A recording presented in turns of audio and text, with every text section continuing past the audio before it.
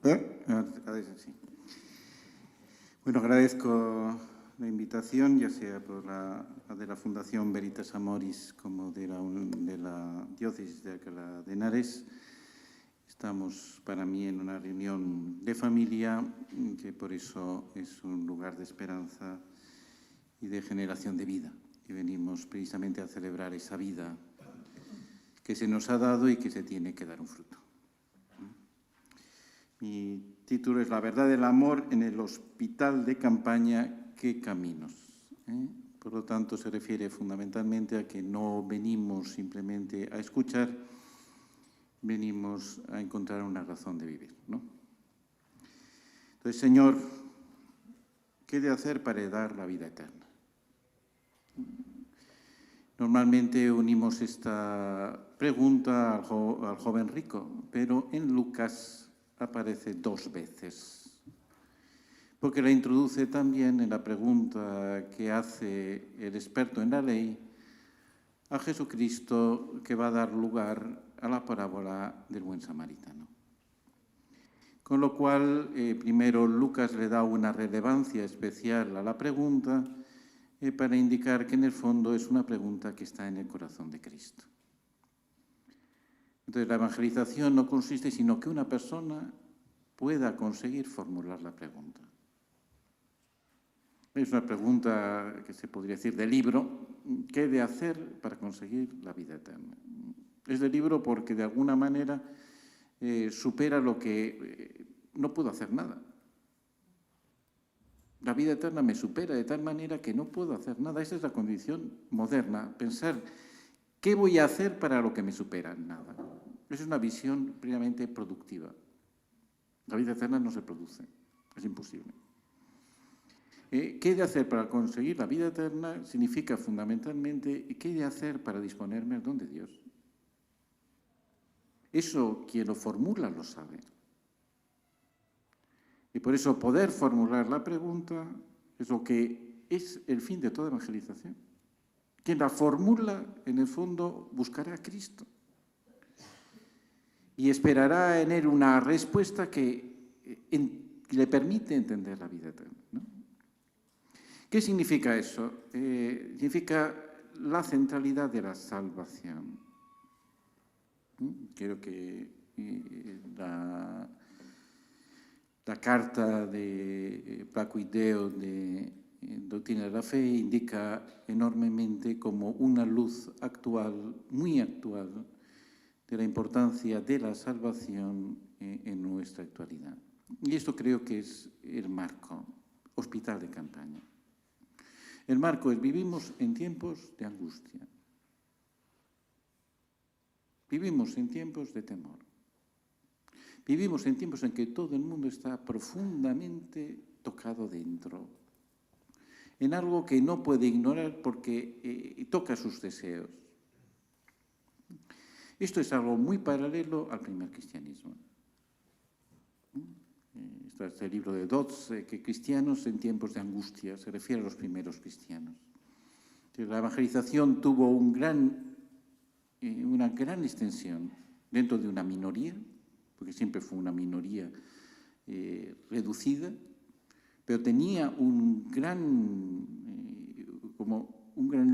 lugar donde extenderse, precisamente porque tocaba las angustias de los hombres. Vivía en las personas un tiempo de angustia. De un mundo que parece que se desmorona. Es decir, ya no solo es una enfermedad, la enfermedad lo que ha revelado es la debilidad enorme de nuestro mundo. Una debilidad que no se debe tanto a una debilidad técnica. Hemos podido encontrar una vacuna en un tiempo bastante récord y por eso pues, nos ofrece ciertas inseguridades. Pero al mismo tiempo, lo que es una debilidad social, es una debilidad estructural, no sabemos enfrentar algo que nos supera totalmente. Y cualquier intento lo que hace es dejar a la gente profundamente insatisfecha porque no es lo que desearía, ni siquiera lo que podría esperar. Esto es un tiempo de angustia, que es, detrás de la angustia lo que la gente necesita es una palabra de salvación. Lo que la Iglesia puede ofrecer no es que bien obedecemos todas las normas higiénicas, sino de qué manera tenemos una salvación que nos hace vivir la enfermedad de otra manera. Que nos hace vivir esto que en el fondo lo que está preguntando es un sentido de vivir, dando un sentido de vivir. Y esta es la respuesta que la Iglesia puede dar en tiempos de angustia. No porque tengamos la mejor vacuna del mundo ante la pandemia, pero tenemos la mejor vacuna del mundo de otra enfermedad, la del hospital de campaña. Y esto es lo que tenemos que ofrecer, ¿no? Entonces, ciertamente esto está ligado a la esperanza que nos decía José, indicando lo que es importante es encontrar que las personas tienen un horizonte de vida que da sentido.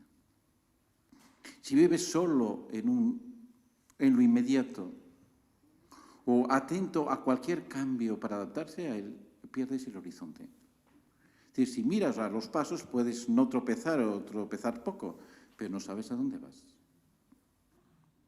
Nuestro mundo no puede entender hacia dónde va porque no encuentra un sentido que le dé significado a sus pasos. Y es donde va a estar la enfermedad fundamental. No saber a dónde ir es una profunda enfermedad. Porque lo que hace es que constantemente vivas en angustias, porque vives solo de problemas que nunca se resuelven ni se multiplican, y que constantemente hace generar un disgusto interior y que se vuelca de cualquier modo. Entonces, esto es la pregunta fundamental: ¿qué he de hacer para conseguir la vida eterna? Es la pregunta que el cristianismo tiene que saber hacer surgir para poder responder verdaderamente a su misión de evangelizar. Y esto es lo que permite entender mejor la imagen del hospital de campaña. Ver precisamente dentro de la actualidad de la pandemia se ve como la imagen, la Iglesia, ¿qué es como hospital de campaña? Por una parte es una imagen que tiene una cierta dramaticidad. Un hospital de campaña se monta muy rápidamente porque hay una urgencia enorme que asistir y no puedes calcular mucho. O actúas en el momento o estás ya perdido. Hay que hacerlo ya. No esperar a ver cómo lo hacemos. Hay que actuar de esta manera. Pero por otra parte, precisamente lo que hay que ofrecer, un cuidado para no morir. No sabes si los estás cuidando muy bien o muy mal, pero estás consiguiendo que no mueran. Esta es la dramaticidad interna de la imagen del hospital de campaña. Pero creo que para poderla entender adecuadamente hay que volver a la etimología de la palabra hospital. Hospital inicialmente no significa tanto el lugar de la sanación cuanto el lugar del cuidado. ¿Por qué es necesario un hospital de campaña? Porque todos nosotros necesitamos ser cuidados. Lo que cualquier hombre desea es que le cuiden. Y no ser cuidado hace al mundo violento y hace al hombre incapaz de encontrar un sentido. Por tanto, en ese sentido, la Iglesia sí es un hospital. Lo que hace es la primacía del cuidado en la vida del hombre. También en el reciente documento de Doctrina de la Fe, Samaritanus Bonus, a veces no podemos curar, pero siempre podemos cuidar. Más, la sociedad humana nace del hecho de que no somos animales que abandonan a las personas débiles, sino que cuidamos a los débiles, porque así nosotros también somos cuidados. El sentido profundo de la reciprocidad del cuidado es esto: cuando yo soy débil seré cuidado. Y esto me da una seguridad para entender que dentro de la debilidad y el cuidado hay un sentido profundo de la humanidad, porque vale la pena vivir.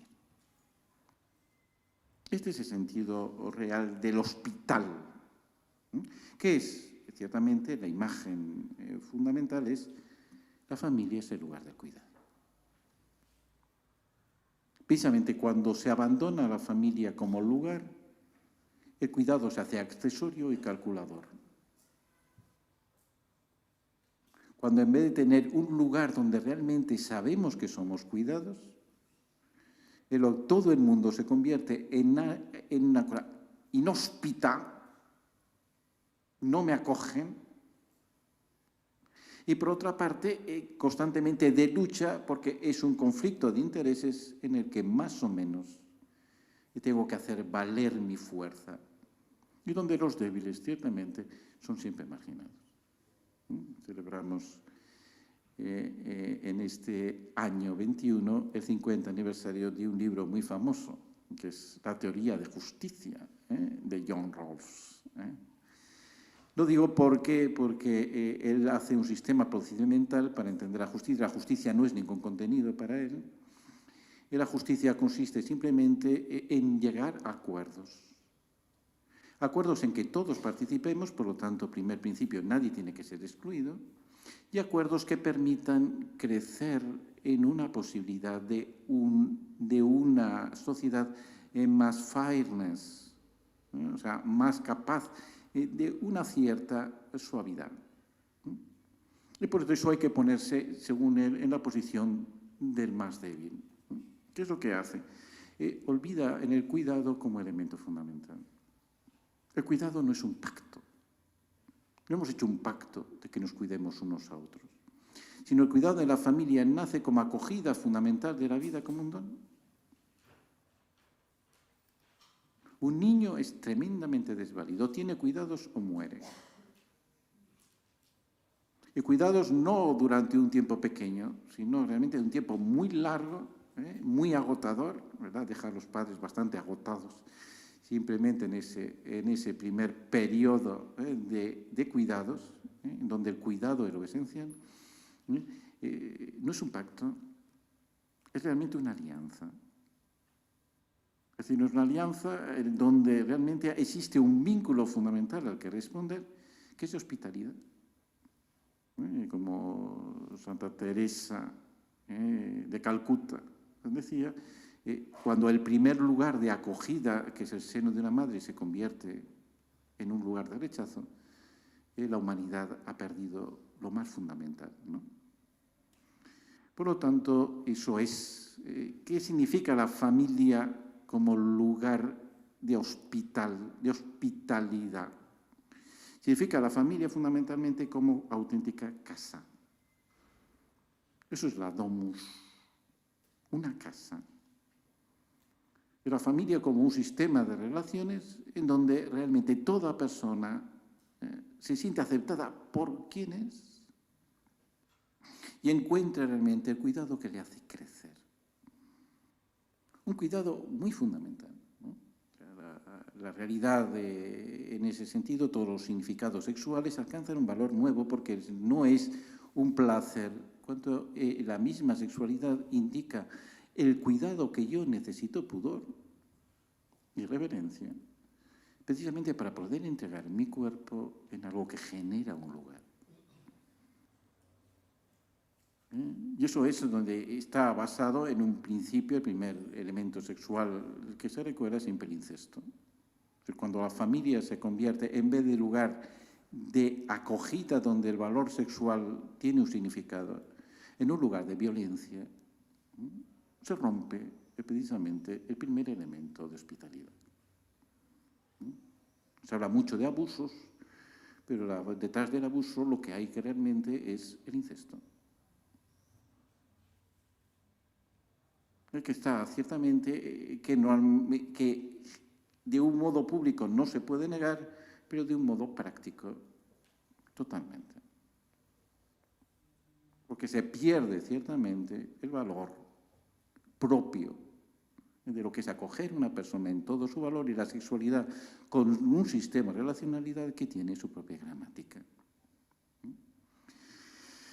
Por eso, si ese es el hospital, Entonces, el fundamento de la Iglesia como evangelización pasa por la familia. Algo que de luego en la Iglesia no se ha adquirido. Celebramos el 5 aniversario, un aniversario muy cortito, de Amores Leticia. En 5 años no se puede hacer casi nada como para celebrarlo, pero el tema fundamental es, después de 5 años, la familia no es más importante en la Iglesia.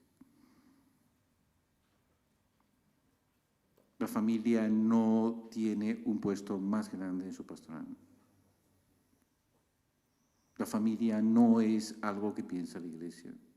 Se ha producido esa extraña, por ejemplo, ambigüedad de cómo al sínodo siguiente, que es el sínodo de los jóvenes, la familia ha estado absolutamente ausente. ¿Qué significa? No percibimos los sentidos. Nos quedamos con las palabras. Y entendéis que en la familia, a base de palabras bonitas, no se hace nada. O se viven las cosas, o las palabras bonitas suenan como terriblemente falseadas.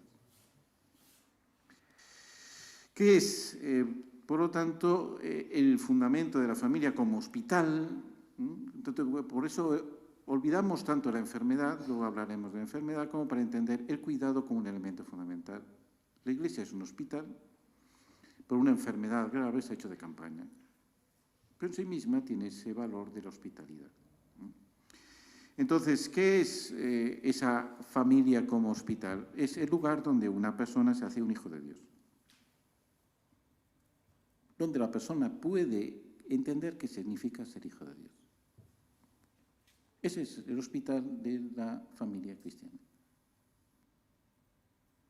que indica fundamentalmente la transmisión de la fe en la formación de un sujeto, la transmisión de la fe unida a la vida de las personas. No puedo entender mi vida sin Dios, primera cosa, evidentemente.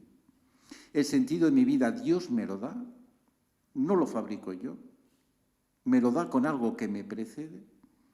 Tengo que disponer a eso porque Dios me lo va a revelar en un momento en mi vida. Esto es lo que, en el fondo, Juan Pablo II quería manifestar en lo que era la vocación al amor, para indicar detrás de ello pues, la fuerza enorme que tiene, lo entendía en la familia, como sujeto de evangelización. Verdadero lugar donde se actúa eso.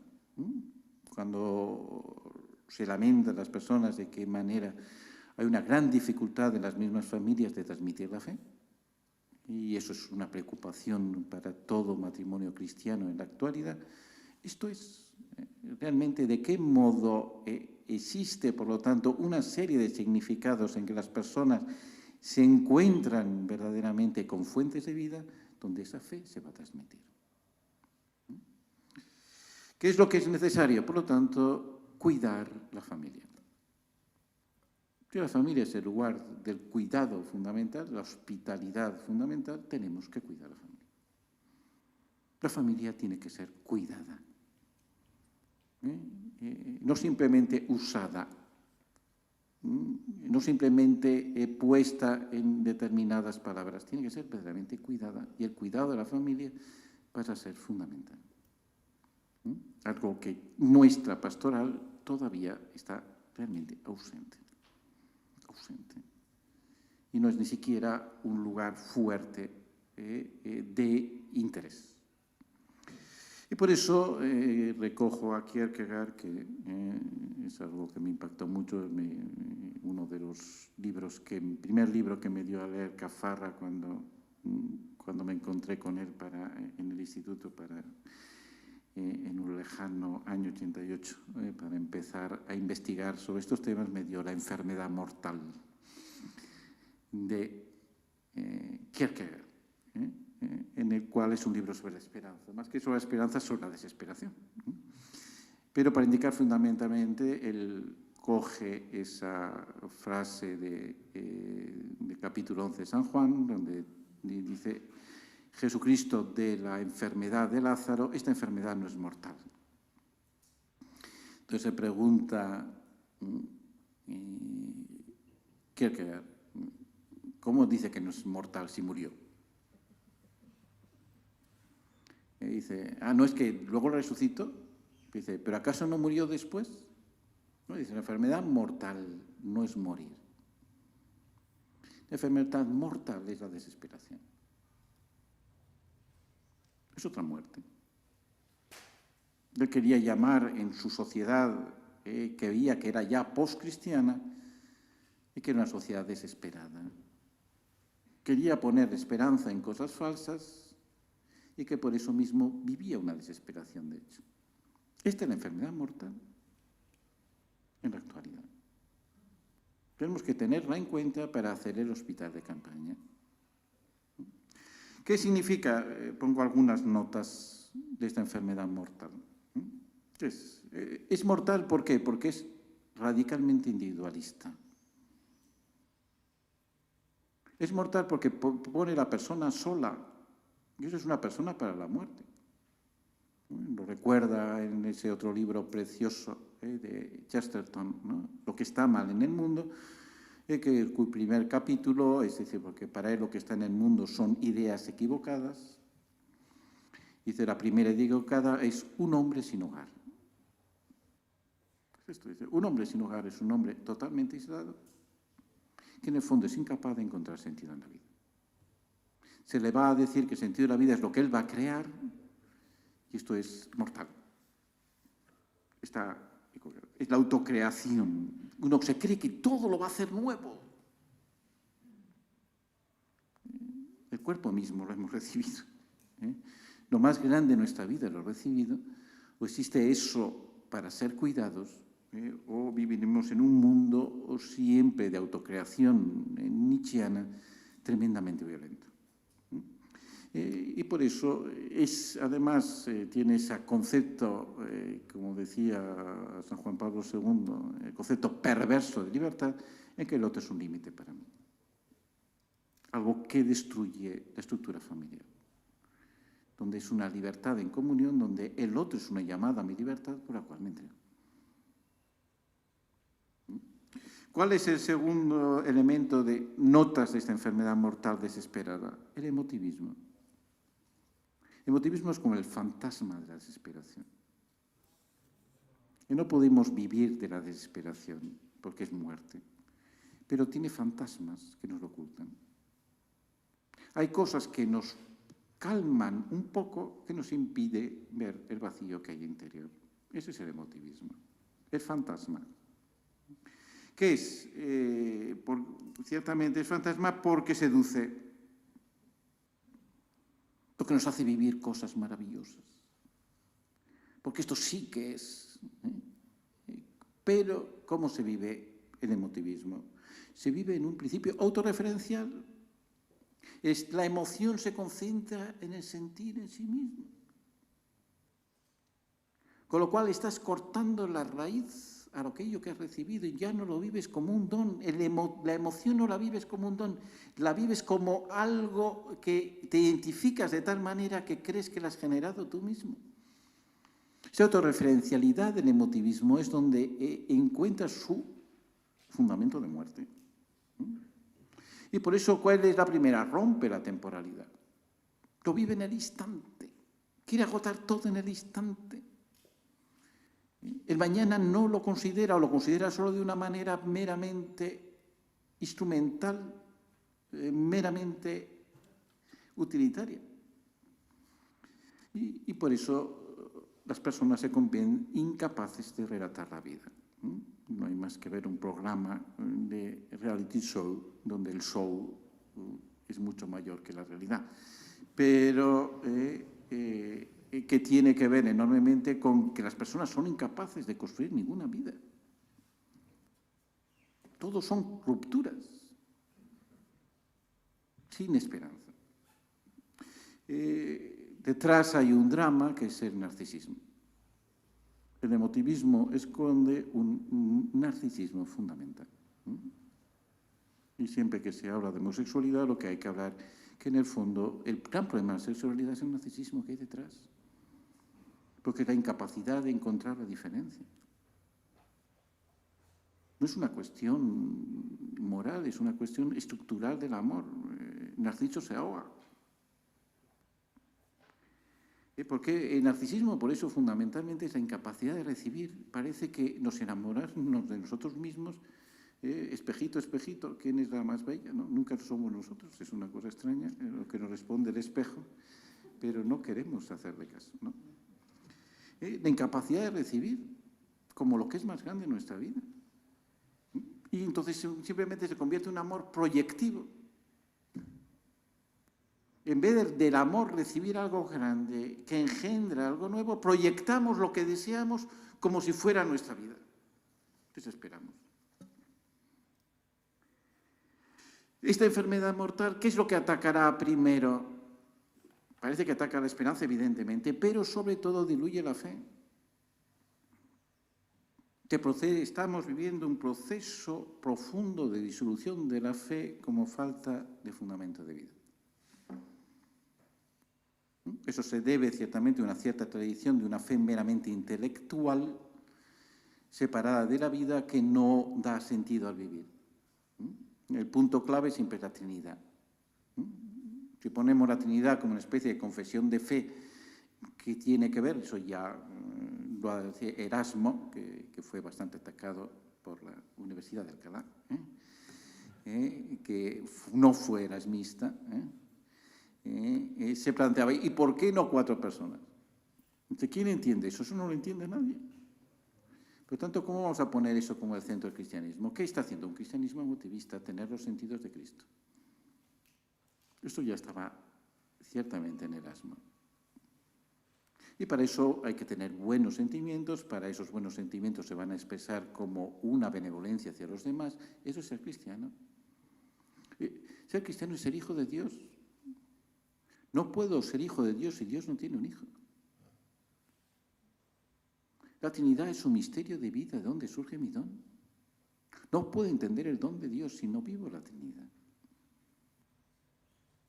La confesión de la Trinidad, por lo tanto, es lo que une mis experiencias a algo mucho más grande que yo no puedo concebir, pero que solo si me abro al misterio podré entender que tiene un sentido del cual tengo que dar testimonio.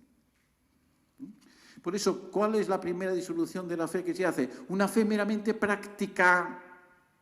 No es vida, pero es hacer cosas. Entonces, el ser cristiano tiene que hacer cosas por los demás. Hacemos naturalmente muchísimas cosas por los demás sin necesidad de ser cristianos. Para hacer cosas por los demás no necesitamos a Cristo de ninguna manera. Feuerbach lo vio perfectamente. Hacer cosas por los demás es una cosa que nos alegra, claro que sí, ya los hemos aprendido todos, los cristianos no necesitan, para eso además los cristianos lo hacen de manera muy aburrida, no nos sirve. Es decir, una manera práctico o meramente actitudes, hay que ser buenos, es que parecen muchas predicaciones, perdón, aquí no hay muchos curas presentes, por lo tanto me puedo meter con los curas. ¿Qué es la predicación? Que toda la predicación moral que hacemos en la iglesia es hay que ser buenos. Parece que somos niños pequeños, ¿verdad? Voy a ser bueno. Y con eso se agota la moral de la iglesia. Es decir, claro que hay actitudes, pero que el cristianismo no son meramente actitudes. El cristianismo es una dinámica del don que supera las actitudes, una dinámica de conversión que requiere un elemento fuerte de libertad, una dinámica de una alianza que requiere pretender la entrega de una vida. Estos son mucho más que actitudes. Y detrás lo que hay, pues, en el fondo, es la gran tentación de una autosalvación. Hemos dicho que el gran problema era poner la salvación. Detrás de la disolución de la fe es que el hombre se puede salvar a sí mismo. Que por lo tanto, claro que hay una salvación fuera del cristianismo, no hay duda para algunos. Cristo no es más que un ejemplo, un camino más de salvación, ¿no? Porque al final el hombre se autosalva. No necesita un don de Dios. El don de Dios es Cristo. ¿Qué es eso? ¿Lo entendéis? Bastaría la sola apertura al otro. Eso no es la salvación. Más bien es el encuentro con el otro que viene a encontrarse conmigo. Eso es lo que me salva. Por lo tanto, si esta es la enfermedad mortal, Tenemos una vacuna enorme, es Veritas Amoris, no como project, sino como realidad. La realidad de la verdadera amor es la vacuna. ¿Por qué? Porque permite construir una historia. Todo el efecto es que construye una historia. Y que esto es una cosa muy grande. Por lo tanto, ¿qué es? Es vacuna porque la vacuna es como invento. Es un invento extraño. O sea, tú tienes que utilizar la enfermedad para conseguir la salud. Ese es el tema de la vacuna. Entonces, ¿qué es? Aquello que en el fondo es una debilidad humana se puede conseguir en su principio de salvación. Y eso es la vulnerabilidad. O asumimos la vulnerabilidad, ¿y qué es lo que nos hace radicalmente vulnerables o la salvación no será posible? Y eso entonces donde la luz está clara. El amor es el principio de vulnerabilidad. El amor nos hace vulnerables. Hacernos vulnerables significa el amor nos puede destruir, pero por un amor precisamente nos puede tocar y nos puede salvar. Ahí está la vacuna. Encontrar un amor que nos toca y nos salva. Y por eso es necesario hacerse vulnerable. Lo cual requiere en el hombre, siempre ha sido un principio muy claro, el conocer las propias heridas. Y como se decía y se planteaba siempre, que es, para eso el hombre tiene que ser humilde. Una virtud que no está muy de moda. Ciertamente que ya entre los paganos era incomprensible. O sea, para Aristóteles la humildad era claramente un defecto, y lo narra de este defecto porque el hombre tiene que saberse valorar adecuadamente y cuando se valora tiene que pedir a los demás que le valora porque eso es bueno para la sociedad. Y por lo tanto, eso de pensar que uno no tiene valor, ¿no? Como en una bellísima meditación, decía Yakaro Wojtyła, diciendo, el hombre humilde es el que entiende que es llamado por Dios. Entiende que es llamado a algo que nunca va a hacer él. Él, por lo tanto, necesita ese don de Dios para serlo. El hombre soberbio lo que hace es un mundo pequeño a su imagen que intenta dominar. Por lo tanto, es lo más pequeño en el hombre.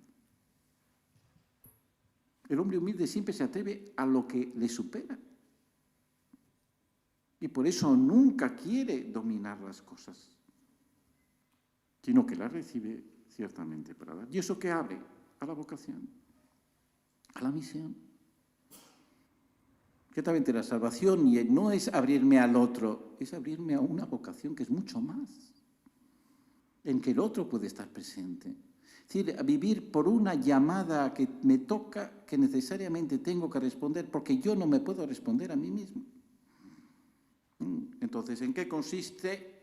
Ciertamente se ve clarísimo ahora volver a casa. Hay que volver a casa, el hijo pródigo. No es come out, but come back. Eso es volver a casa, el hijo pródigo. Antes se ha hablado del perdón como fuente de esperanza. Ciertamente todos necesitamos un perdón. De las declaraciones que siempre resultan más ridículas, pero son el emotivismo llevado a su extrema potencia. Es decir, no me arrepiento de nada, yo me arrepiento de muchísimas cosas de mi vida, porque he hecho ridículo muchísimas veces. Y recordarlo de vez en cuando nos ayuda mucho. Pues eso, hay alguien que nos espera. Hay alguien que nos espera. En mi última conferencia que fue sobre la mujer, recordaba la obra de teatro de Ibsen, que es Peer Gynt, que es muy representativa. Peer Gynt es aquel que busca ser él mismo, y por eso los duendes, que le recogen un momento, le ponen, ¿qué es ser duende? Querer ser uno mismo. Se podría decir, querer ser uno mismo desesperadamente. Y entonces, ciertamente por querer ser uno mismo, pues es un bandido, es un pirata, luego es negocios falsos, hace todo tipo de barrabasadas Pero al final el demonio le busca para disolverle. Y entonces, ¿qué busca? Busca quién le acoge. Entonces solo le encuentra acoger la novia primera que ha abandonado, que le está esperando. Hay alguien que espera. Entonces, cuando la acoge, cuando oye el canto de Solveig, y le acoge, Solveig, dice, ¿dónde estaba yo? ¿Dónde estaba yo cuando buscaba ser yo mismo? Dice, y ella contesta, estabas en mi fe, mi esperanza y mi caridad. Y por eso se salva. Eso es el hijo pródigo. Hay alguien que nos espera. Esto es un mensaje que todas las personas entienden y eso es el hospital de campaña. Pero es de una plenitud. O sea, el hijo pródigo lo vemos a veces como ese primer encuentro, cuando el hijo pródigo es una totalidad. Uno puede estar en la casa y ser un hijo pródigo. La obediencia no sirve para entender qué significa estar en la casa. No te he desobedecido ningún mandato tuyo, ni uno. Es que no es una cuestión de obediencia. Todo lo mío es tuyo. Eso es la fuerza. En la casa todo lo mío es tuyo. Esa es la grandeza del hombre. Una grandeza que no ha conseguido él. Es la herencia que ha recibido como hijo. Y por eso, ¿qué es? Esta casa es el nuevo fundamento.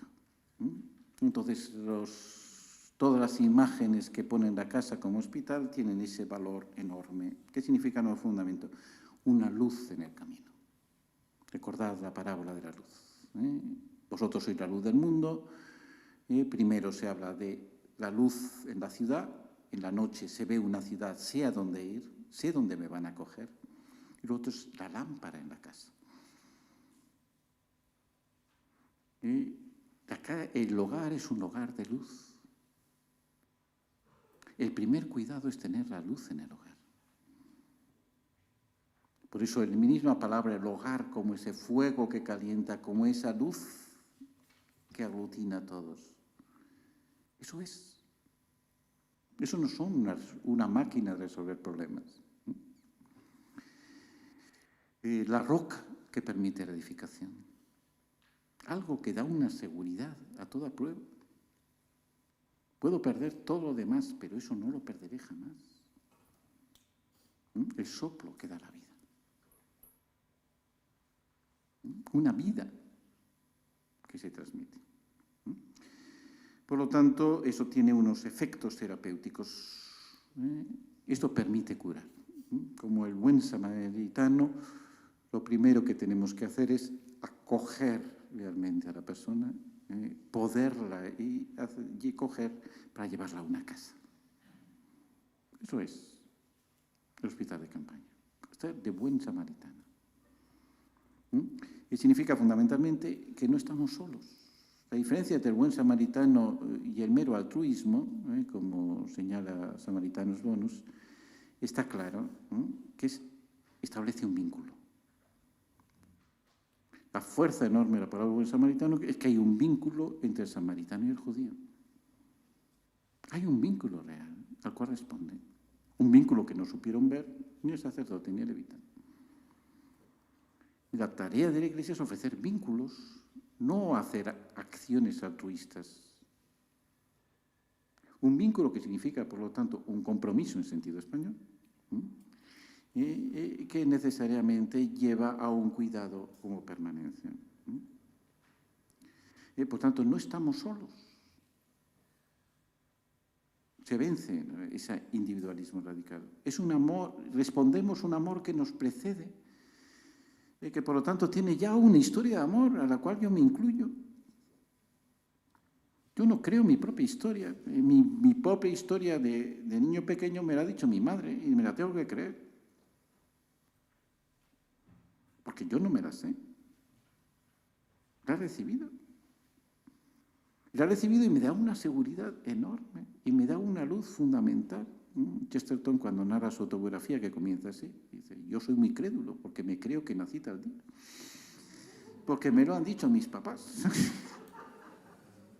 Esto es la mayor de las credulidades que podemos tener, ¿no? Luego dice su primer recuerdo, dice era un recuerdo lleno de luz. ¿Por qué? Porque indica que la vida es naturalmente buena, porque la he recibido así, ¿no? Y por eso me abro a alguien que me conoce mejor que yo mismo. No hago de mi autoconocimiento el principio de todo. No hablo de mi autoconciencia el lugar donde se crea el mundo. Sino tú lo sabes todo. Y tú sabes que te quiero. Algo mayor que nuestro corazón, como recogía San Juan, que nos permite caminar. Este es el fundamento por el cual se dice, ¿no?, que el principio de la sabiduría es el temor de Dios. ¿Qué es el temor de Dios? El pensar que yo me hago a mí mismo como el único fundamento de mi sabiduría, ¿no? Tengo que ser una sabiduría mayor que yo mismo y por eso tengo el temor siempre de poderla perder. Esto es donde me hago sabio. Por lo tanto, en una misión, ciertamente, esa misión es la que yo quiero, esos son los caminos. Venimos aquí para encontrar una nueva misión. Y eso es donde, ciertamente, primero, toda la parábola del samaritano, la misión en dónde está. Primero está el principio sacramental. Pedro Lombardo utilizó la imagen del buen samaritano para explicar los sacramentos de la Iglesia.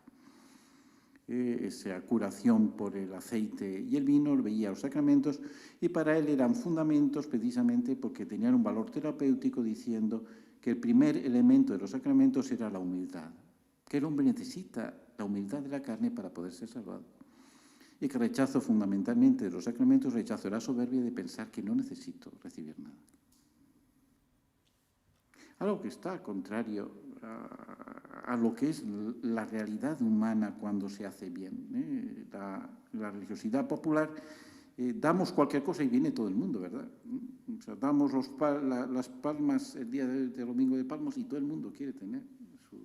Damos ceniza en un momento y todo el mundo en ceniza. ¿Por qué? Porque a la gente le gusta recibir algo que tenga un significado. Y estos son los sacramentos. Pero es verlo como Dios se sirve de eso que es humilde para encontrar los fundamentos de salvación, ¿no? Esa es la verdadera misericordia que salva, ¿no? ¿Qué pasa? Hay que cargar con el herido. Esto es una pesadez, pero os toca, lo siento mucho, cargad unos a otros cargad unos con el peso de los otros y cumpliréis la ley de Cristo. Significa fundamentalmente en eso el acompañamiento. Vemos, y eso, la familia es lo fundamental. Solo las familias acompañarán a otras familias. Este es el principio real de la pastoral familiar. ¿Esperáis que los curas acompañen a las familias? No va a ser así. No. Las familias tenéis que acompañar a otras familias. Tenéis que ver ¿y qué significa acompañar? Crear vínculos suficientes para ayudarlas de verdad. Cargar con ellas. En una permanencia y dando un horizonte. Eso es. Y por eso en la posada, que es donde el herido se puede recuperar, donde el hospital de campaña funciona, dice que Jesucristo paga.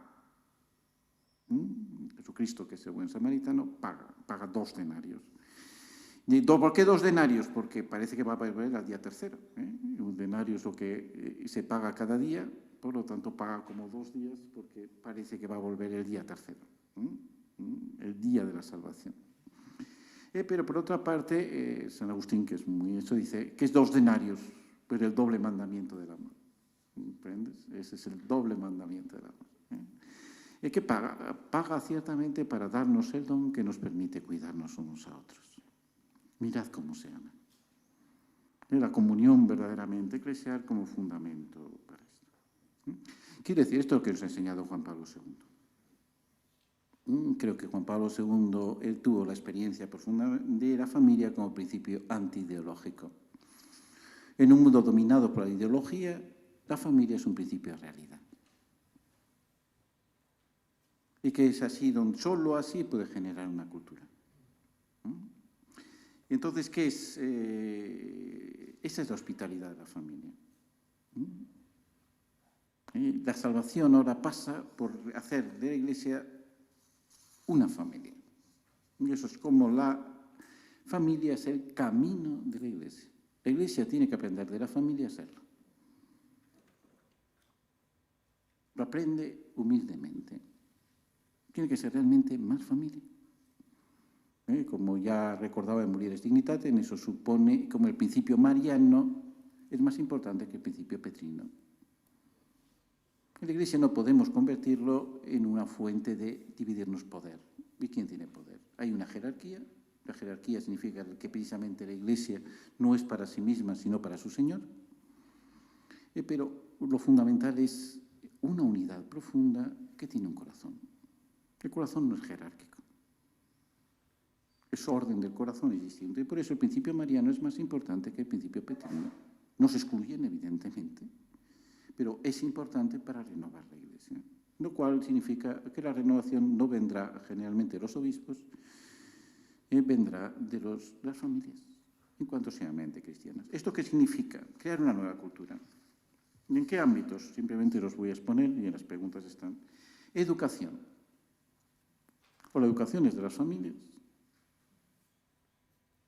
o no se va a educar.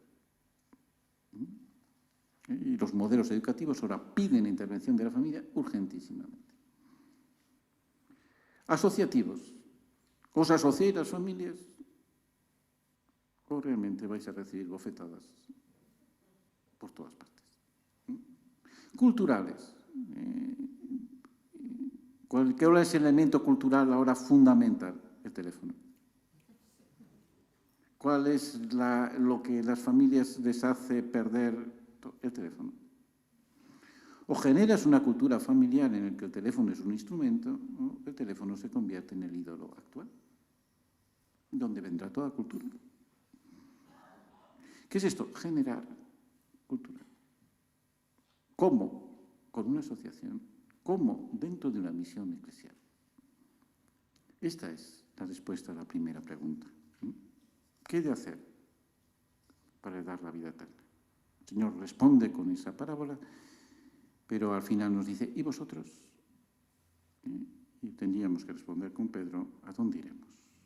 Solo tú tienes palabras de vida eterna.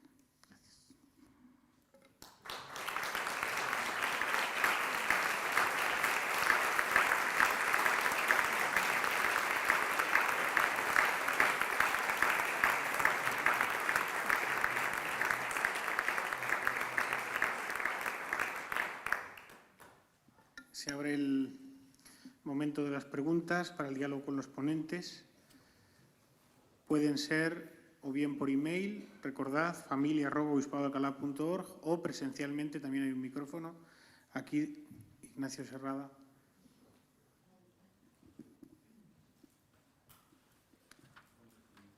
Digo, perdón. Aquí, Raúl, perdón. Sí. Bueno, pues muchas gracias a los dos también por las ponencias. En esta línea de la pastoral familiar como camino para la Iglesia y el protagonismo de la familia, yo veo como dos aspectos que han salido en ambas ponencias también. Entonces, bueno, cada uno la puede responder si quiere también. Lo fundamental me parece que es la crisis de fe fundamental, ¿no? Es decir, no hay una transmisión de la fe porque no creemos, ¿no? Y luego, y por tanto tampoco la hay en las propias familias, y esto también, ¿no? Esta pastoral familiar tiene que ser hecha al modo de la familia, que es una cosa que decía también ahora al final Juan del tema de la humildad. Es decir, la pastoral familiar no puede ser como un protagonismo de la familia, ¿no? Sino que tiene que mantenerse humilde, ¿no? Entonces, yo creo que esto es decir, la lucha, ¿no? Es por mantener precisamente como el misterio de la humildad de la familia también, que es el misterio de la encarnación, ¿no? Son estas dos cosas, es decir, el misterio de la fe y la humildad en la evangelización que tenemos por delante. Gracias. Pregunta que estaba Arturo ahí detrás, que también pregunte. Pues, bueno, aparte de daros las gracias, dirigido principalmente a ti, José, y es cuando hablabas de la esperanza en la carne, en el matrimonio, la esperanza en los hijos, en la unidad, en el perdón. pues me estoy acordando de esas familias, de esos matrimonios que son infértiles, ¿no?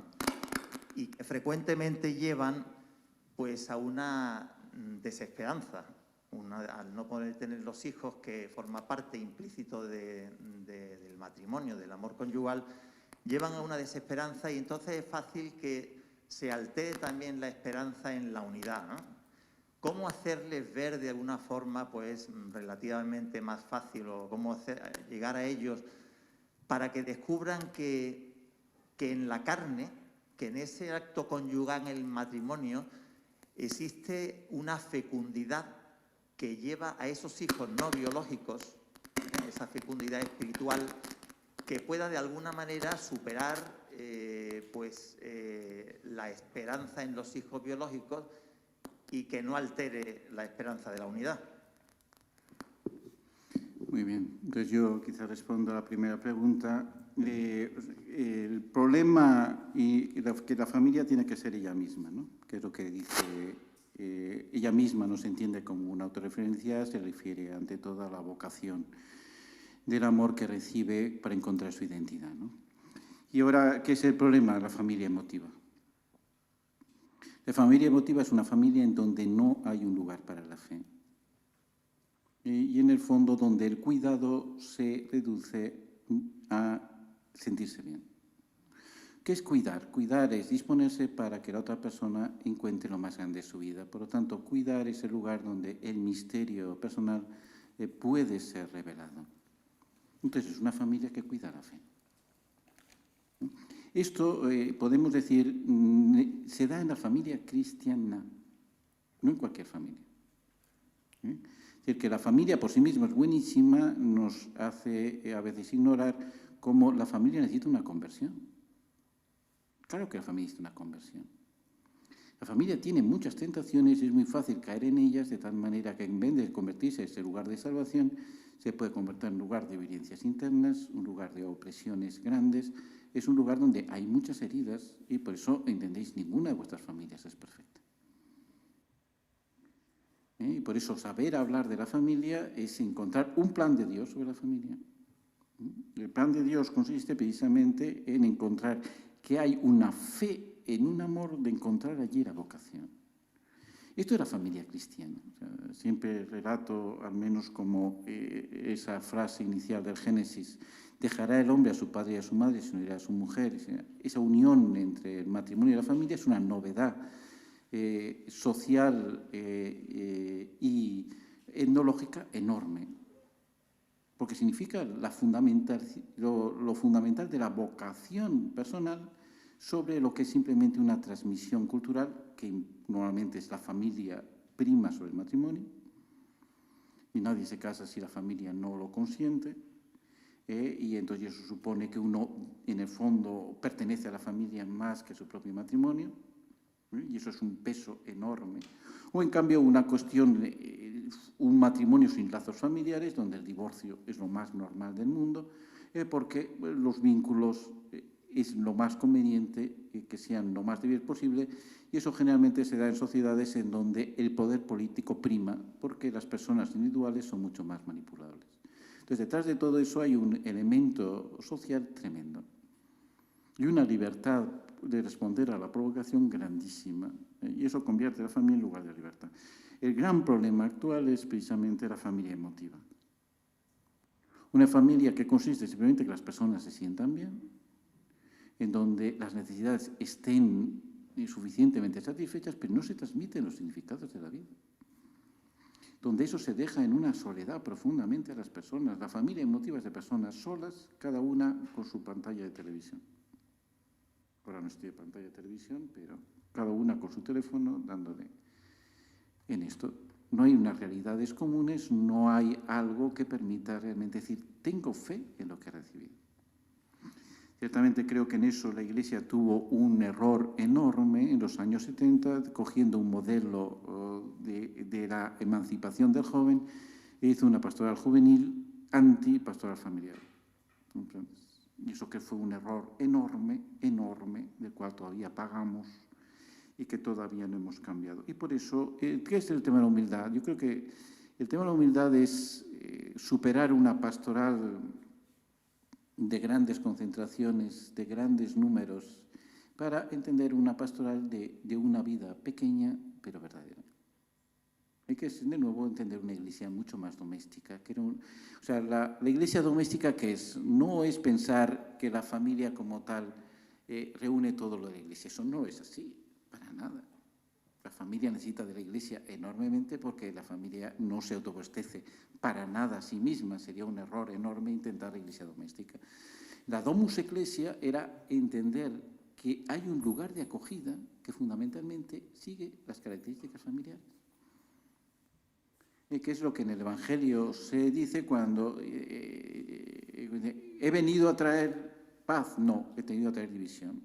Y está el padre contra el hijo contra el padre, la suegra contra la nuera, que es lo primero que vivían los cristianos cuando se convertían, es que la familia les abandonaba.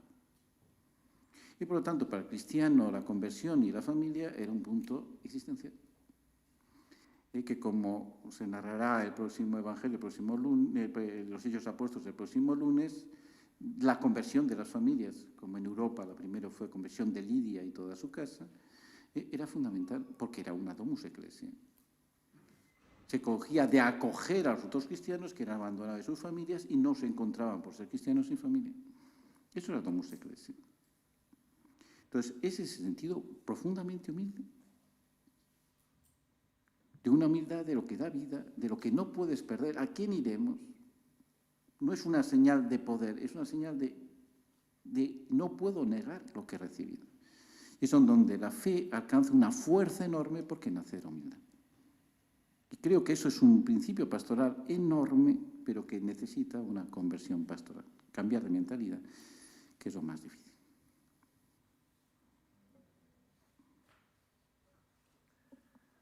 Pues tal vez añadir a lo que se ha respondido a esto sobre la cuestión desde el punto de vista de la esperanza que nace de la carne. Ciertamente ahí hay ya una humildad, porque la carne es lo de que por sí solo no puede. Es aquello también que hablo de la carne, ¿no? De la carne del hombre y de la mujer, de la carne como esa primera realidad que todo niño sabe que es recibida. Entonces, desde ese punto de vista, y eso te abre una grandeza mayor, ¿no? Me parece también que se podría un poco, desde esta pregunta, lo que es la situación que vivimos hoy, que salió ayer con mucha fuerza, en que pues, se niegan verdades fundamentales y se niegan casi como, no solo que se nieguen, sino que se niegan como si fuese obvia la negación, que eso es un poco lo que más, ¿no? O sea, no es solamente que tengamos que defender lo obvio, sino que tenemos que defenderlo casi como si fuera un contrasentido en nuestra misma defensa, ¿no? Es darle la vuelta realmente a todo. Uno se siente defendiendo lo obvio, es un tipo raro que está diciendo extrañezas que a nadie se le hubieran ocurrido, ¿no? Pero a lo mejor hace 20, 30 años, pues era eso, lo vigente, ¿no? Usando la idea de vigencia, ¿no? Se ha cambiado de una forma radical, ¿no? Y entonces, pues la pregunta ayer sobre el cansancio, es decir, uno dice, bueno, ¿cómo? Entonces me parece que le da al tema de la humildad y de la carne, y ayer lo comentaba después también con don Livio, y a la idea de las minorías creativas como también el punto de lo que es la resistencia en ese lugar donde sabemos que nace la esperanza. Es decir, la novedad es que Juan Pablo II con su magisterio ha dicho aquí hay que excavar, de aquí sale vida. Es este sitio. Entonces, a lo mejor la humildad también pasa por decir, no es el momento seguramente, ¿no? de decir, bueno, vamos a convertir a grandes masas, ¿no? Eso, además, que nuestra misión es anunciar, no convertir, ¿no? Porque nosotros tenemos que anunciar a todos, pero la conversión viene al final de Dios, ¿no? Y tal vez al momento y bueno, no solo tal vez, porque en el fondo el acto supremo de la fortaleza cristiana siempre ha sido el martirio, ¿no? Es decir, que no es el que ataca, sino el que sufre por defender un lugar, ¿no? Entonces, el decir, saber que estamos defendiendo un lugar fecundo y lo hacemos con esperanza porque es ahí donde van a hacer la vida. Entonces, yo lo uniría un poco a esto, ¿no? Sabemos ya no solo aquello por lo que dar la vida, sino el lugar donde se puede dar la vida. Hace falta un lugar para dar la vida también. Una comunión, un entorno, ¿no? Una relación de personas y Y ahí es donde, bueno, pues creo que esto nos da, decir, pues el momento es este, ¿no? De que la esperanza nace de la carne, vivamos fieles a la lógica de la carne que nos ha revelado Cristo y que coincide con la lógica del Creador. Y de ahí nacerá fruto. Y luego, pues a la otra pregunta de Arturo, yo creo que aquí también, pues de nuevo, ¿no? Un poco mi propuesta era hablar de las esperanzas de la carne, ¿no? Tomando los bienes de San Agustín, los fines de Santo Tomás, los dones que sean los dones del matrimonio, ¿no? En el Vaticano II, y era decir, bueno, pues también hay esperanzas, ¿no? Y aquí ya, pues la novedad es decir que esto viene del futuro, que aquí hay un futuro, ¿no? Y he enumerado pues las esperanzas que son los hijos, que es la indisolubilidad, la promesa, ¿no? Que es la unicidad, ¿no? Desde siempre, siempre que se ha hablado de los dones, de los fines o de las propiedades del matrimonio, se ha entendido que están juntas y que no son como tres que se van sumando, no son como tres preguntas a un examen que tengo que aprobar la mitad, sino que sin una las otras se tambalean. Están como tres piezas que tienen que funcionar juntas. Si quito una, las otras dos ya no están, ¿no? Por eso también, pues hoy la cuestión, por poner un ejemplo concreto, la cuestión de la bendición, del documento de la Congregación para la Doctrina de la Fe sobre la bendición a las uniones homosexuales, pues algún teólogo respondía diciendo, bueno, pero es que la bendición no tiene que estar todo bien, basta que haya alguno de los bienes para que yo pueda bendecir, ¿no? San Agustín dijo 3 bienes, pues basta que haya 2, ¿no? El otro, pues no, porque los bienes no se conciben como 3 cosas que se suman, sino como una dinámica, ¿no? Entonces, ¿qué significa que falte uno de los bienes? Esa es la pregunta. O que falte una de las esperanzas, ¿no? Significa, lo destruyo todo si me cierro, ¿no? Si me cierro a la transmisión de la vida, pues sufre claramente la unidad, sufre todo el resto del dinamismo, ¿no? Pero si sigo abierto, si no es una negación directa, y estoy, porque son siempre esperando, la esperanza es siempre algo que se recibe. Entonces, si no me cierro a ello, lo estoy recibiendo. Y aquí diría que la pregunta, claro, de la falta de fertilidad en un matrimonio, que no es falta de fecundidad, ¿no? Sigue habiendo una esperanza. Lo grande es cómo poder transmitir, porque no es solamente que, bueno, pues no tenéis hijos, pero hacéis otras cosas, ¿no? Sino que, no es solo eso, ¿no? Sino que hacéis otras cosas a través de vuestra unión. Y a través de vuestra unión conyugal. O sea, es que eso no es solo eso, hacer más cosas o dar otro fruto, sino que esa relación es de donde viene el fruto. Esa relación sigue teniendo fruto. Aquí yo me acuerdo siempre de San Agustín, que dice, porque lo une mucho, o sea, él dice, reconoce que si no son cristianos, es muy fácil que la infertilidad sea una causa de divorcio, que es perfectamente la pregunta que hacías. Es decir, que la falta de fertilidad pues debilite la unión. Y San Agustín se da cuenta de que hay muchas sociedades que lo han asociado a la fertilidad como y hoy en día pues en muchos sitios sigue siendo así, pienso en África, por ejemplo, ¿no? Y él dice, pero entre cristianos no es así, porque entre cristianos vale más la santidad del sacramento. Para él la santidad del sacramento es la promesa que dura porque viene de Cristo y de la Iglesia. Vale más la santidad del sacramento que la fertilidad del vientre, dice. Es decir, entonces aquí es donde yo creo que nos está dando la clave, ¿no? Que hay un amor nuevo que ha venido por Cristo. Es decir, Cristo ha transformado el modo en que vivimos el amor. No es un amor más allá de la muerte, porque con la muerte cesa el vínculo, pero de alguna forma tiene ya una proyección más allá de la muerte también. Es ese amor, y por eso la unión de los esposos seguirá después, ¿no? Transformada, no será ya como en la unión conyugal en el matrimonio, pero hay algo de eternidad ahí. Y por eso pues uno puede vivir la viudez como una continuación de su unión conyugal, dice el Vaticano II, ¿no? Se puede vivir así, como permaneciendo viudo, porque no solo porque ya uno no quiere casarse, sino porque permanece de alguna forma con una fuerza viva la unión con el cónyuge que ha muerto. Entonces yo aquí es lo que creo que es el ver que es a través de la vida eterna que ha traído Cristo y de la fuerza de su resurrección. Me parece esencial, claro, que esto se viva dentro de la Iglesia, que es el cuerpo de Cristo, es decir, que se vea esa fecundidad dentro de una comunidad de familias, y ha hablado don Juan ahora ya de esto con abundancia, ¿no? Para que se haga concreto la fuerza, porque es convencerles no solo de que hacen otras cosas, sino de que no hacen ellos otras cosas, no dan fruto ellos en otras cosas, sino que la unión conyugal misma está dando fruto en otras cosas. Entonces se puede ver pues como un testimonio de la fuerza que tiene la promesa a partir de Cristo. Pienso en el bien que se puede hacer, por ejemplo, en la preparación al matrimonio de otros, ¿no? de jóvenes, en el testimonio también, ya solo como signo, ¿no? ante otras familias, ¿no? de la grandeza de la promesa conyugal, etcétera, ¿no? Sí, don Livio, ¿no? Otra pregunta. Y yo también, una para don José. La unión de la resurrección de Cristo, de la carne resucitada, con la institución del matrimonio, y en qué sentido la novedad de la virginidad cristiana o de la vocación, el don del celibato, añade, y en qué sentido también una esperanza a la carne del que no la une con otro.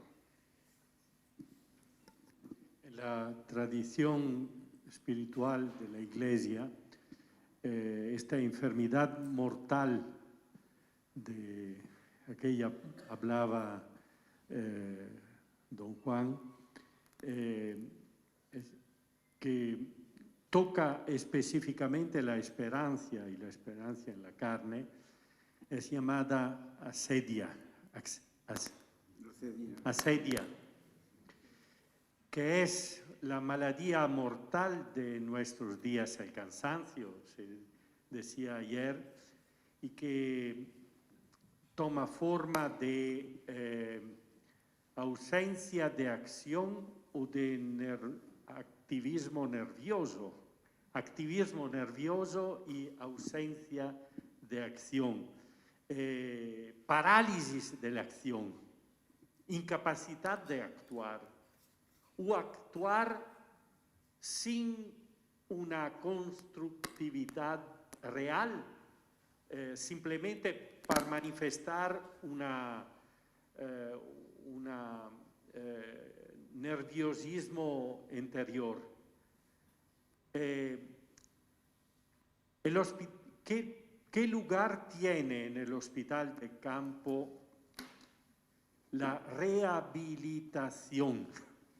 Es decir, el redonar a la familia la capacidad de actuar, Sí, gracias. superando la asedia. A ver, Juan Antonio tenía esta otra pregunta.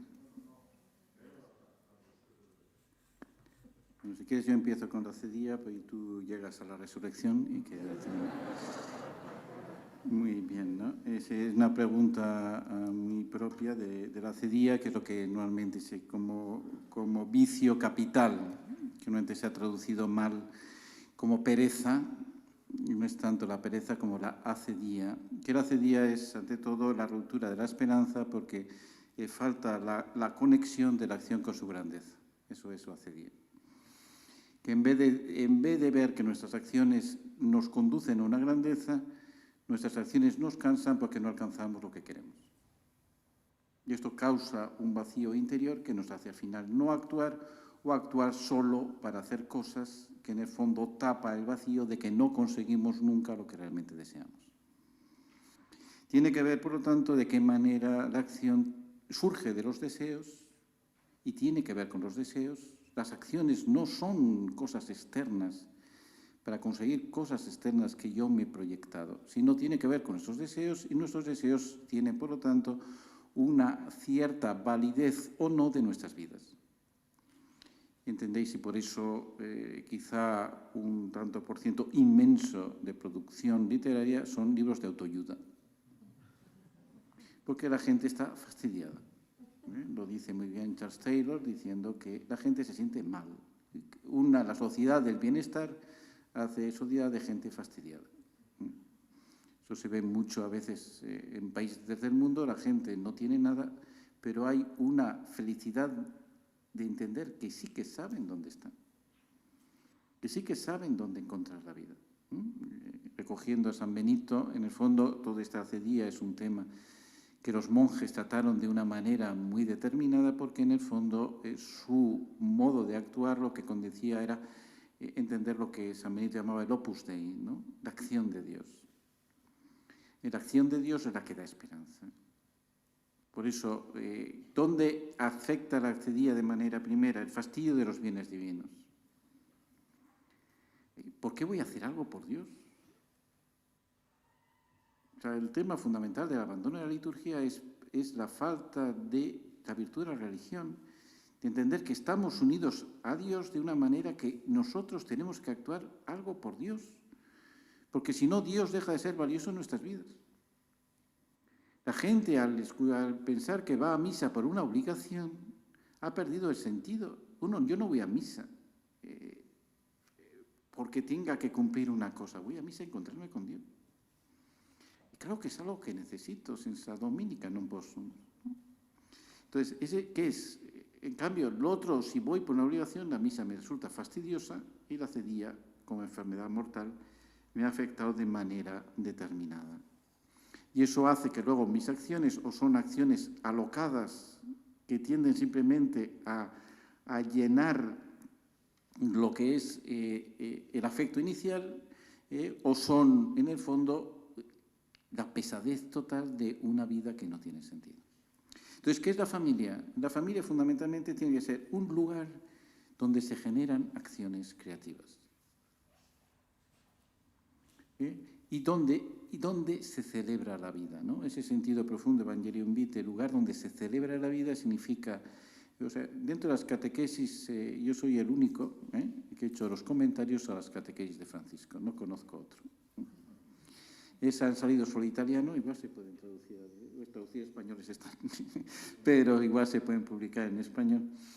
Pero las catequesis que hizo sobre la familia Papa Francisco primero como inicio para el sínodo de 2015, pero luego continúa hasta Navidad. Pero hay tres que son especialmente buenas.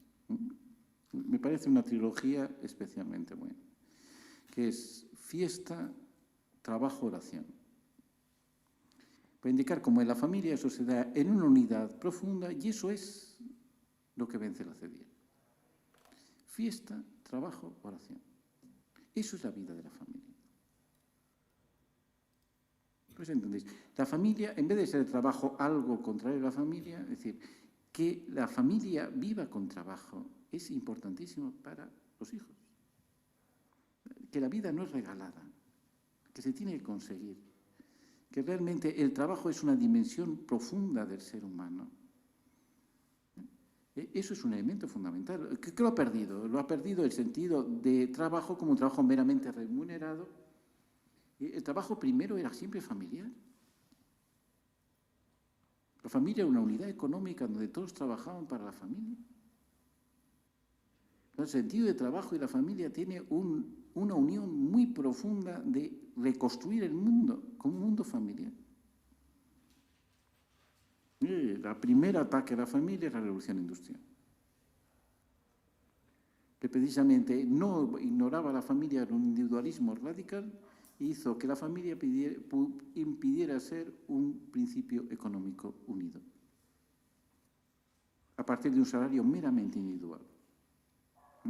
Recoger el trabajo como un elemento fundamental, da un sentido, pero un sentido del trabajo no es para trabajo, el trabajo es para la celebración. La fiesta.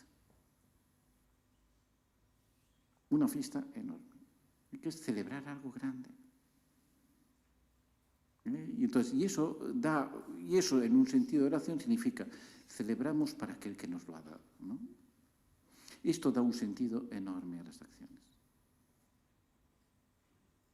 Esto hace que se transmita la fe en las realidades de la vida.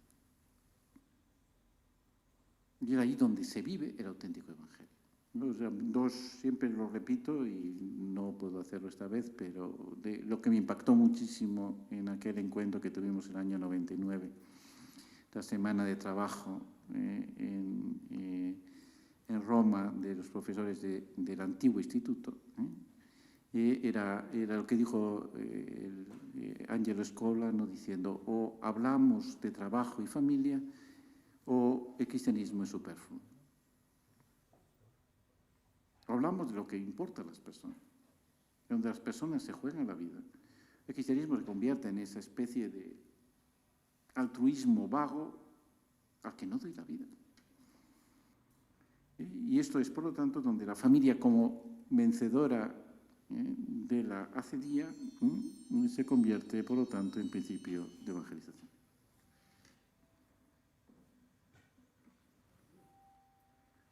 Pues de la acedia a la resurrección se puede pasar, porque al fin y al cabo pues la cuestión de la acedia es siempre una cuestión de falta de esperanza. Decía ahora don Juan, pues el alcanzar a Dios y el alcanzar el bien divino.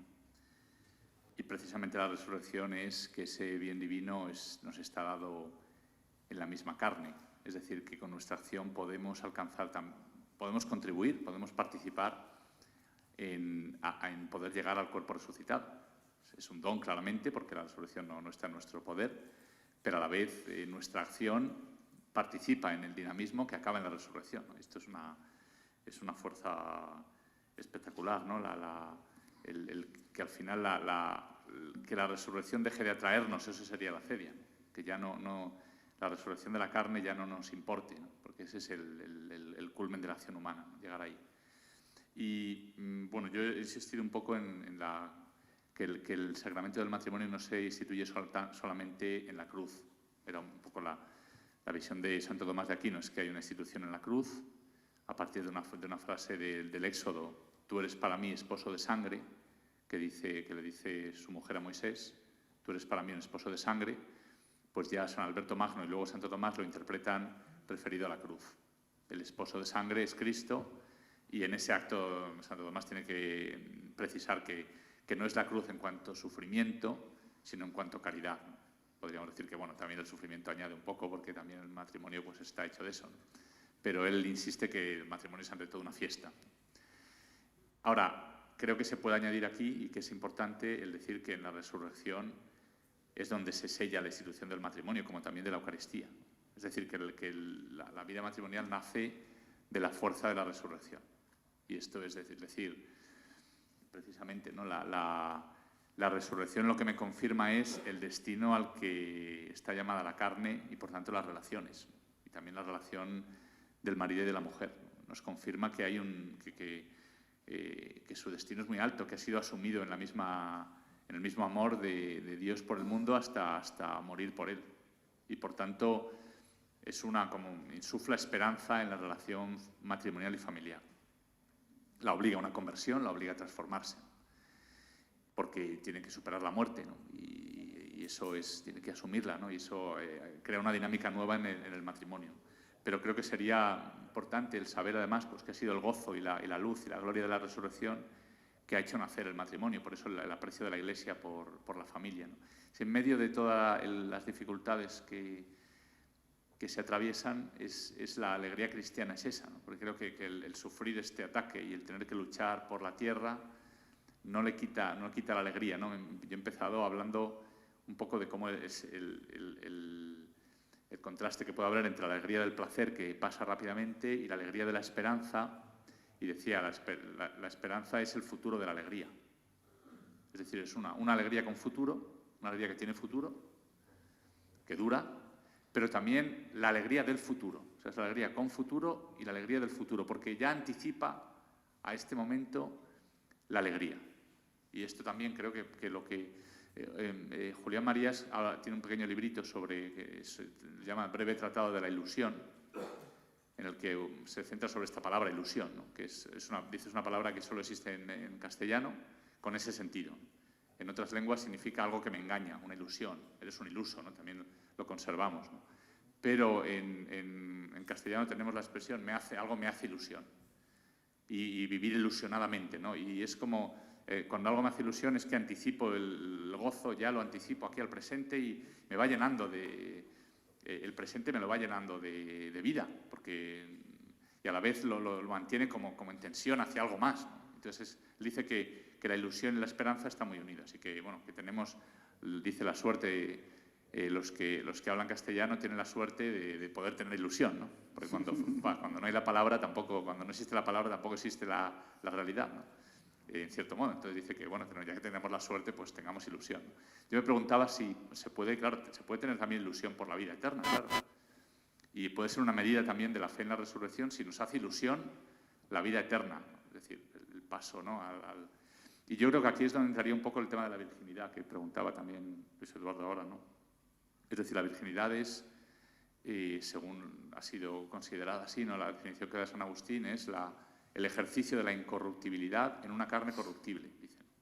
Es decir, ejercitar ya la incorruptibilidad, aunque nuestra carne, y por eso se sufre, ¿no? Y lleva anejo un sufrimiento, en una carne que es mortal, ¿no? Pero ejercitar ya lo que va a ser la vida de la comunicación plena y de la presencia plena de Dios, ¿no? en el hombre, ya se puede anticipar. Entonces creo que la función de la virginidad es recordarnos, primero recordar eso, que el gozo está ya anticipado, el gozo propio de lo que viene, y por tanto la ilusión fomenta no solo en los que abrazan, ¿no? lo que es la virginidad, sino en toda la Iglesia y en los matrimonios, la ilusión por lo eterno.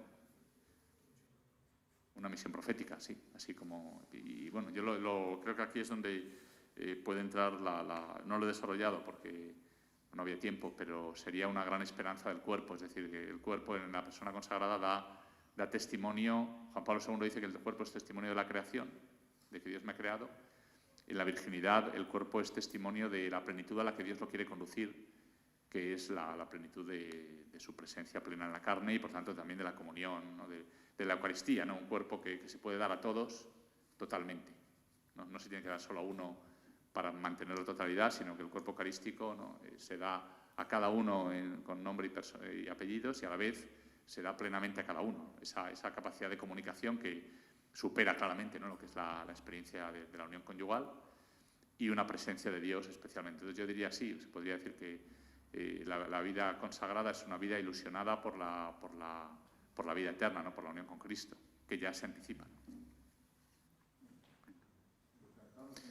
Sí, muchísimas gracias a ambos. Ahora tiene lugar el descanso. Recordad que lo hacemos la salida de modo escalonado. Primero salen los de las filas posteriores y conforme vayan saliendo ellos, salimos el resto. A las 12:30 nos volvemos a reencontrar aquí para el testimonio de Ramón y Rosa. Sí, después, simplemente digo que después del testimonio nosotros también estaremos, o sea que todavía la conversación puede continuar con más preguntas. Porque estará el matrimonio testimonial y los curas predicadores. Y como hace un día espléndido, pues salimos a la calle y no estamos aquí en el pasillo